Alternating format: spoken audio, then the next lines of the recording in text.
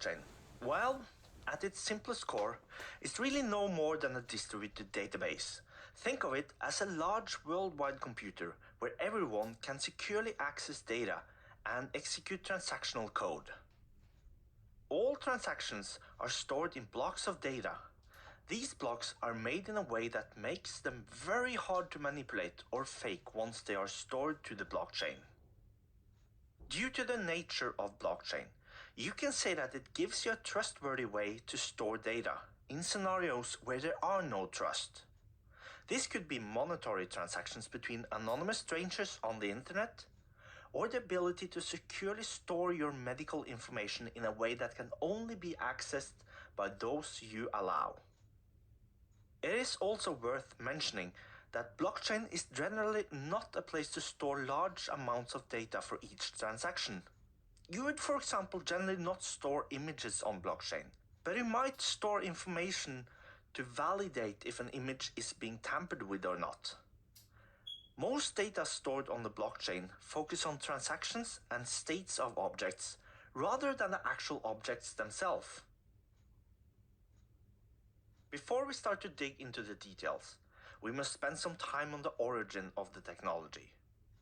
You might already have heard about the emerging currency called Bitcoins. Even though this course does not focus on Bitcoin itself, it is necessary that you have some idea about it. Bitcoin is the first broadly used cryptocurrency. A cryptocurrency is something that only exists as a digital currency. It does not hold any underlying value. A Bitcoin is not something you can withdraw from the bank and hold in your hand. A Bitcoin is only a unique string of letters and numbers attached to an owner. After the gold standard was eliminated in the US in 1971, this is actually true for the US dollar as well. You have a balance at your bank account, and you trust them to make sure that they keep a secure ledger over incoming and outgoing values. Banks are part of a large global network where transactions can be done between banks and currency can be exchanged. With Bitcoins, there's no central system. There's no bank, and there's no way to revert transactions once they are done. All transactions are transparent and can be fully anonymous. The underlying technology that enables this is called blockchain, and this is what we will focus on in this course. Bitcoins could not have existed without the blockchain, and Bitcoins is really its first broad use. Also, let me just briefly give you an overview of the history of blockchain. The notion of a cryptographically secured chain of blocks was described by Stuart Haber and Scott Stornetta already in 1991. The first recognized work on a decentralized digital currency on using similar technology was done by Nick Szabo in 1998. But it took almost 10 years until the blockchain concept was getting mature and published by Satoshi Nakamoto in 2008. Satoshi is by most considered to be the founder of Bitcoins in 2009. However, it is worth mentioning that as of now, no one really knows who Satoshi Nakamoto really is. It is highly likely that Satoshi is not a real person, and that it is a pseudonym used by someone else. There are many interesting theories around who it really is, and this adds to the mystic and enchantment of Bitcoins and the underlying technology. Race forward to 2014, and the blockchain technology is getting a mainstream term used by financial and technical media. Most companies out there in 2014 are still struggling with understanding the usage and impact on their solutions. At recording time now in 2017, large companies are picking up speed on blockchain development.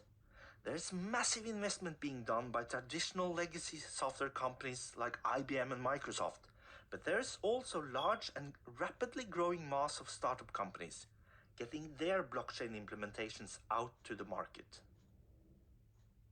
Let's look at the characteristics of blockchain. First of all, it is a global singleton. If you know how singletons works for a program, You can think of the blockchain objects as global singleton instances. The blockchain is natively object-oriented, where code and data reside together. However, objects are securely separated from each other. It's non-stoppable. There is no one in control over a blockchain. It cannot be stopped, and it cannot have a central failure. No government or corporation can censor it, and it's very resistant to being hacked. There's no power cord to pull, nor a single point of attack. Blockchain by its nature is accessible. Everywhere there's internet, you can access the blockchain by using a broad number of clients and technologies. And most of all, it's verifiable. Everyone that has access to the blockchain can verify every single transaction from the beginning of time. This enables everyone to audit everything. And as we will learn in the next couple of slides, it is actually quite easy to do so. So how does it actually all work? It begins with someone doing a single or a group of transactions. A transaction is typically sending data in the form of a contract. Depending on the blockchain implementation you're using, it can also involve cryptocurrency being sent from one account to another. The transactions are sent to a large peer-to-peer network of computers. These are generally distributed all over the world. Each computer is called a node, and they all have a copy of the existing data.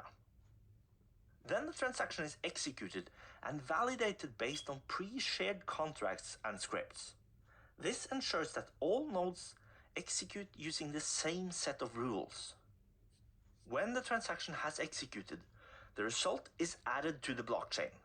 Since this is done at each node, you would have to compromise every node in the chain in order to compromise the transaction. When doing transactions in the blockchain, there are some aspects that is absolutely necessary for it to have the characteristics previously mentioned. First, all transactions are atomic. This means that the full operation run or nothing at all. Let's say you have a monetary transaction. You would want to ensure that both the function that credits one account and the function that debits another are executed successfully. If one of them fails, the entire transaction should fail. If not, you might end up either destroying or creating money. However, unfortunately, even with blockchain, there's nothing that prevents you from writing bad code. So you still need to ensure that you execute transactions in the right order. Secondly, transactions run independently of each other. So no two operations can interact or interfere with each other. It has to be inspectable. Every single method call that comes to a blockchain comes with the actual address to the caller. Just think about it. This gives a unique possibility for securing and auditing solutions on a very, very wide scale. This is unique to blockchain. At least I'm not aware of anywhere else you could do this. Blockchain objects are immortal. That means that all data for an object are permanent. The code for an object can never be changed, and you can never delete an object externally. The only way to remove an object from the blockchain is that if it is programmed to remove itself. So think about it. When writing code for the blockchain, you really need to make sure that this is what you want to do, because you can never alter or remove it. The core of any blockchain resides in the concept of hashing. Hashing is basically to execute a mathematical algorithm that creates a result with a given length, regardless of the input given. The result of a hashing function is called a hash, and you can think of them as digital fingerprints. Hashing is a one-way function, meaning the function will always return the same result given the same input, but you can never regenerate the input based on the result of the hashing algorithm. As a simple example, let's say that we have a very simple hashing algorithm that takes any number between 0 and 45 as input. The algorithm then doubles the number and rounds to the nearest 10. This means that if you input 5, you will get a hashing result of 10. The same will be true if you input 3 or 4. But if you input 9, the hash will be 20 instead. The length of the result will always be 2 digits, even if you give a single digit input. If you run the algorithm several times using the same input, you'll always get the same result. But you would not be able to figure out what the input was. When hashing in real life, a much more advanced hashing algorithm is of course used. The most used hashing algorithms are generally well known and available to the public. Hashing algorithms are generally created to execute fast. The more advanced you want your algorithms to be, the more power it takes to execute. A very common hashing algorithm used with blockchain is the SHA-256. It is one of several checksum hashing algorithms, and it will produce a long text string as a result. It's designed by the American National Security Agency, and it's made available to the public. The SHA is a family of hashing algorithms. The number following the names lets you know the complexity of the implementation. Let me show you an example with a text from Wikipedia. When we run the text through the SHA-256 algorithm, we get the long string you can see here as a result. A very common use for hashing is when storing passwords in a database. If you store the password in clear text in your database, your users might be at risk if your database is hacked and the hacker gets access to the database table with usernames and passwords. However, if the password is hashed, the hacker will have a very hard time figuring out the passwords. They will then need to compare the passwords with known hash results where the input is known as well. This can be done by generating large number of hashes based on random text strings or even by pre-existing lists of common hashes. The longer a password is, the less likely it is that a hacker can find the input that created a certain hash. And still, if they were able to figure it out, they wouldn't be 100% sure, so they would have to test every combination that led to the same hash. Because hash algorithms always give the same result given the same input and always give a fixed length of the result, they are also ideal to verify the consistency of larger amounts of data. If you put the entire Wikipedia website through a hashing algorithm and save the resulting hash, you can easily figure out if someone has changed anything in the website. Even a single comma would result in a different hash result. So, when comparing two hashes, it is very quick to determine if they match or not. If they match, nothing has changed. If they do not match, someone has made some kind of alteration to the original. This is a very sure and quick way to figure out if the data has been compromised. And another benefit is that you do not need to store the original data to see if anything has changed. All you need to store is the initial hash. Hashing algorithms is also used in countless areas of modern security where the need for consistency is high, for example in secure communication where timestamps are exchanged. While we are discussing hashing, let's quickly look at a related topic called a Merkle tree. A Merkle tree is a hash of hashes, which makes it quick and rather easy to confirm large amount of data and transactions. Let's say we have 4 sets of data. To simplify, I'm using one word here for each dataset, but this could easily be, for example, transactions in real life. These words produce 4 different hashes. In a Merkle tree, groups of these hashes are hashed together to create hash of hashes. These hashes are then hashed together as well, creating what we call a root hash. In order to figure out if something has changed anywhere in the Merkle tree, we only need to see if the root hash has changed, and you can then follow the tree down to see where the change is done. Now that we have some basic terminology covered, let's begin to look at the actual block in a blockchain. A block consists of data and its resulting hash. If we go ahead and change any data in the block, the hash will change and the block will be invalid. It also includes announs, which is input to the hashing algorithm that would result in the first part of the hash to be something predefined, like a set of zeros. It's not possible to predict the nouns, so it can be considered as proof of work by the machine creating the hash. Let's say that we require our hash to have a leading number of 4 zeros. Whenever we change anything, we will need to rerun the hashing algorithm until we figure out which nouns to set. This is called mining the block. Let's see what happens when we have a chain of blocks. When we are looking at the chain, the block also contains a block number, meaning which order it has in the blockchain. A block also must contain a timestamp. But most importantly, the block in a blockchain will include the hash of the previous block. This means that if you alter any value in one of the blocks, you will break all the blocks following in the chain. This is also where the Merkle tree I mentioned earlier is used. The only way to fix the blockchain would then be to mine all the blocks after the changed block and make the announced hashes all over.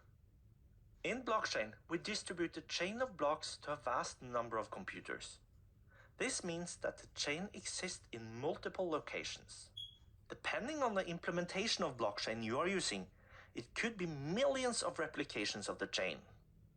This means that we could easily figure out if something has changed, even if one of the chains has been remined.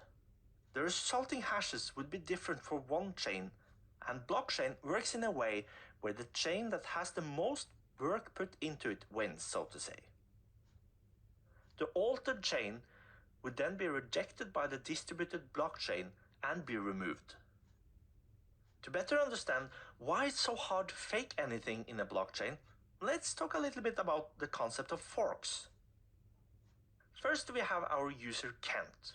He has a balance of 100 bitcoins and he wants to buy a new Tesla car.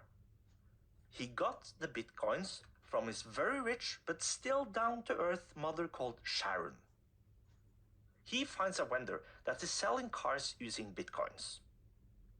He adds a transaction to the blockchain and drives away smiling in his electric wonder machine. But when he comes back, he sees a Mercedes that he likes on the internet. The vendor also accepts bitcoins. Unfortunately, he is now broke, but he kept information about his previously owned bitcoins. He therefore tries to add a block to the blockchain where he spends the same money once more.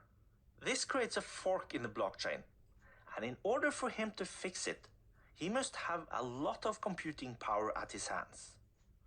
Actually, since the blockchain consists of having to prove that you put work into the calculations, he would have to have almost the same computing resources as the rest of the blockchain in order for his new chain to be accepted. This is quite unlikely, but we have seen some people trying to do this, but their fork has always been downvoted and removed. Since it requires so much computing power to do this, it's actually a good incentive to stay honest. The same computing power could have been used to mine blocks legally instead. Data stored in the blockchain is generally available to everyone that has access to the chain. This gives some challenges, but it will also lead you to think about security first. In some applications, it's no problem that everyone has access to everything, but in most cases, you want to ensure that you control who has your data. There are basically two ways to handle this. The first is obfuscation. This means to make the data relevant only to those who know its meaning. One example of this is with bitcoins, where the address of any account is a long string of letters and numbers. No one in the chain knows who the address is physically connected to, and they don't need to know, but everyone knows every transaction going between the different account addresses. It's up to you if you want to be anonymous or not. As long as you don't share a connection to your account address, there's no way for anyone to know that you are the owner of the account. Another example of obfuscation is to have the data contain IDs and status codes. Unless you know what the different IDs are connected to, the data is really of no use to you. The problem with relying only on obfuscation is that you always run the risk of someone making the connections due to a breach in the system controlling the keys and connected data. To deal with this, you can make use of encryption. When you encrypt a message or the transaction payload, you apply a two-way algorithm to the message in a way that can only be decoded if you know a password or a passphrase. This means that the data can be available to everyone, but only those who have the keys to decrypt the message can make sense of it. There are many different encryption algorithms, and as with hashing, they are continuously evolving. I'd like to show you a simple example with what is considered to be one of the most secure in use now, called Advanced Encryption Standard, or AES for short. It uses long keys to produce heavy-duty encryption, the harder it is to crack. We take our original message and pass it through a AES 128 encryption with a generated key. As you see, we kept the structure of the block, but the message itself is encrypted. The block can still be evaluated and verified by the participants of the blockchain, but the content will only be available to those with the key. If you want to play around with encryption, there are many online tools for this. And if you like, you can copy the message from these slides and run it through a AES decryption with the same key, and you should be able to get back the original message. Now that we have looked into blockchain as a general term, let's start to consider the implementations of it. First of all, blockchains can be either public or private. In a public blockchain, everyone with an internet connection can connect to the chain. The way the public chains are funded is that you generally need to pay for storage, transaction, and execution costs to the entities that has joined the chain. This can be quite expensive. Just imagine the Bitcoin going from only being worth a couple of cents to over $1,000 only a few years later. You might regret paying 1% of a Bitcoin for your transactions back in 2013. However, as soon as the different currencies that are being used stabilizes, this will be less of a problem. Since the public blockchains are generally widely distributed, there's also no given point for attack for a hacker. They cannot target a single data center or company to bring down a chain. But this really depends on how well the chain is supported by the community. As soon as the community support is gone, the chain is also gone. This raises a lot of questions and concerns that we really don't have any good answers to yet, but I'm sure that over the next couple of years we'll get more research and better understanding on how these communities actually work. One of the biggest benefits, and actually a challenge, of a public blockchain in a business context is that it is democratic. The community has to decide how, for example, forks are being handled. And generally, your stake in the chain controls how many votes you have. When looking at private blockchain, many consider these to not be real blockchains as they are not truly distributed and democratic.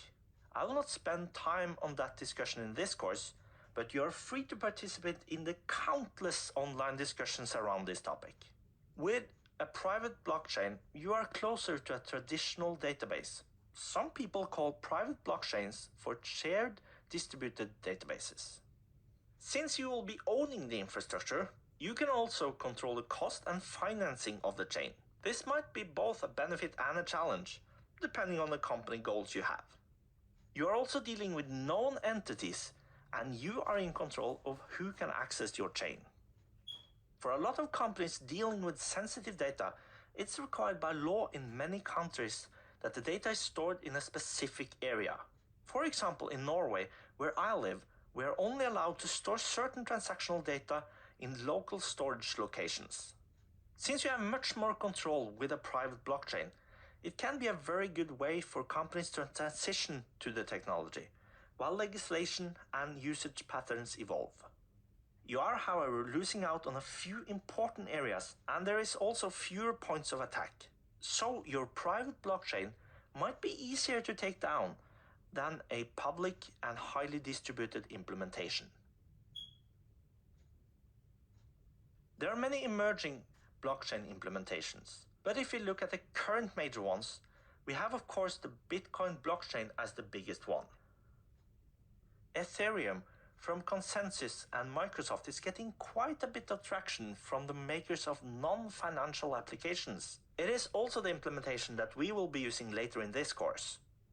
IBM blockchain on Bluemix is also an alternative for those who want to create their own blockchain. Now that you know the most important technical aspects of blockchain, let's discuss some of the current usages for it and why it can be such a real game changer. As mentioned many times in this course, the current most broad use of the blockchain is with digital currencies like Bitcoin. Because of the fact that anonymous transactions can be trusted just as much as they can with any bank, this opens up a wide range of new ways to deal with global transactions. Let me give you a real-life example. A good friend of mine is a refugee from one of the most horrific wars in modern history. He managed to escape, but his wife is still left in the country. Making sure that she has the financial means to survive is crucial. Before blockchain, the only option to provide her with money from the other side of the world was by using a money transferring agency. These are very costly and they take a rather large cut of my friend's limited funds when transferring. Furthermore, the transactions can take many days to complete. And lastly, they require that she shows up personally to collect the money, which is not very safe. With blockchain, however, there is no need for a large transferring agency. And there are apps where you can transfer money almost instantly with transfer costs that is only a small fraction. Believe it or not, but even in war-torn countries, you'll be able to find internet and transfer the money directly to a mobile device. We are only seeing the very beginning of how these kind of solutions will change the world in ways we cannot even grasp yet. A small revolution that has been going on for some time is called the Internet of Things. This is where small smart devices use the internet without human intervention. Right now, there are many more devices using the internet than humans. With using blockchain, these devices can suddenly do trustworthy transactions securely. An example of this is that your washing machine could order detergent for you when it notices that it's getting empty. Product lifecycle is another, where you store all the information and workflow of a product in the blockchain. It could, for example, follow the lifespan of a car from the factory, through the seller to the customer, into the workshop, and lastly to the recycling plant. Or, as we will be doing later in this course, following food to ensure food safety. Certifications are also a great area of use. Certification bodies could issue certifications to products or organizations in a tamper-free and fully transparent way. Secure sharing of data is another example. Given the nature of blockchain, you could insert encrypted information into it and make sure that only those you allow can access your information. This could be used, for example, with medical information or medical devices in a secure manner. Suddenly, all hospitals in the world could have instant access to your medical folder when needed. And you would be able to track everyone that has tried to access your information. There are now devices that will measure the sound of your veins when blood rushes through them. This sound is unique for everyone, and it does not change during your lifespan. Just imagine using these sounds as your private key to the data on the blockchain. The making and selling of virtual and digital products has been growing rapidly for a long time now. With blockchain, you can market, sell, and even control your digital products like books, courses like these, and music, to mention a few. A musician can upload her music to a blockchain, and provide different models of buying the product. She could, for example, have one price for listening, one for making a ringtone, and another one with a commercial license for using it in an ad. All can be done without a major organization taking a cut of the royalties. Just try to imagine all the possibilities that lay in front of us now. I'm certain that a lot of you listening to this course will be able to come up with usages for blockchain that no one has ever dreamt of in their wildest dreams. In this module, we have looked at the basics of blockchain and what it really is. Hopefully, I've been able to demystify it a bit for you, so that you can look past the hype. We had a discussion around hashing and why it's important for understanding how a blockchain works. After that, we started to understand how a block is built and how it is connected to a chain. Security is an especially important aspect to consider, so I explained the basics of obfuscation and encryption. At the end, we looked at the difference between public and private blockchain implementations, usages, and the current major offerings. Now, you are ready for the next module, where we will dig into the details of a very popular implementation called Ethereum.